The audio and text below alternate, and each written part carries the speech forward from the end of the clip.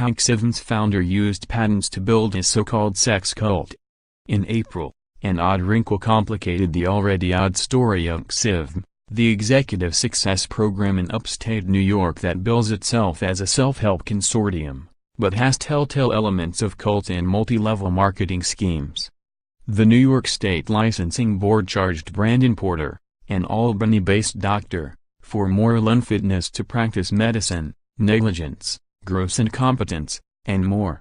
He had administered something called a fright study, for a complaint filed by Jennifer Cobelt, a former NXIVM member, who claimed he showed her graphic content from films like the curb-stomping scene from American History X and the gang rape scene from The Accused. The study culminated in ostensibly authentic footage of men dismembering 4 women with machetes. He allegedly filmed her reaction, all without her informed consent. Cobelt estimated Dr. Porter subjected as many as 100 to the test. Dr. Porter's lawyer did not respond to multiple requests for comment. His hearing is scheduled for Wednesday, June 27. While shocking, the methodology of those alleged fright studies have been available through a quick Google search for years. A patent filed in 2007 described, in almost unnecessarily specific detail, how the Luciferian can be rehabilitated, show a subject videos of gruesome things, snuff films, dismemberment, worse, and monitor how they react. A Luciferian is NXIVM's preferred term for a type of sociopath, one with severe behavioral problems that are masked by good psychological adjustment, who, as described in the patent, typically experiences pleasure or gratification in situations where normal people would be repulsed or disturbed. One former member speaking on condition of anonymity learned about such a person in a course called The Fall, as Lucifer took the fall in Milton's Paradise Lost.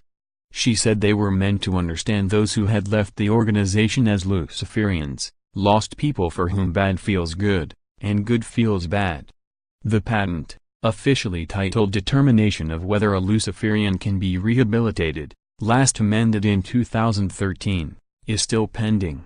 Written in precise, elaborate language, with 17 figures illustrating the process, it is one of many patents filed by Keith Raniere, the recently indicted founder of NXIVM. A self-proclaimed genius, Raniere tried to convey an air of intelligence and infallibility, and for many, it worked. In interviews, former devotees recalled being persuaded by his clear vision of the world and apparent intellect and were told he spent much of his days inventing. His patents, which range from a simple Find My iPhone type device to a sleep guidance system, played a subtle, but vital role in NXIVM. For an aspiring movement leader aiming to build credibility, they were fundamental building blocks. The tenets of NXIVM, pronounced NXIVM, and its women's empowerment offshoot GNES, pronounced GNES, can be difficult to hold in one's head all at once, in part because, like Scientology and multi-level marketing schemes, it subjected members to different dogma depending on their level of involvement. Prior to Raniere's arrest in Puerto Vallarta, Mexico, in March, and the arrest of his alleged lieutenant and main recruiter, actress Allison Mack, a month later, members had started coming forward with difficult, alleged, stories to tell, like how a doctor branded women with Raniere and Mack's initials and recruits played slaves to their masters.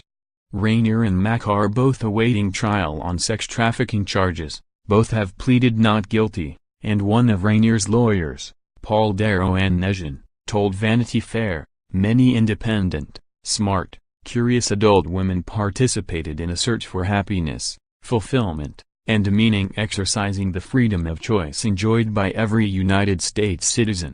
The prosecution advances an adventuresome legal theory without precedent to assert the emotionally charged crime of sex trafficking. His lawyer Mark Agnifilo added, Mr. Raniere will fight these groundless charges and will prevail. He could not comment on the patents. A courtroom sketch of Keith Raniere, Center, in Brooklyn. As more layers are peeled away from the decades-old organization, the convictions of its founder have become the subject of increasing speculation and reporting. But the patent applications that Raniere has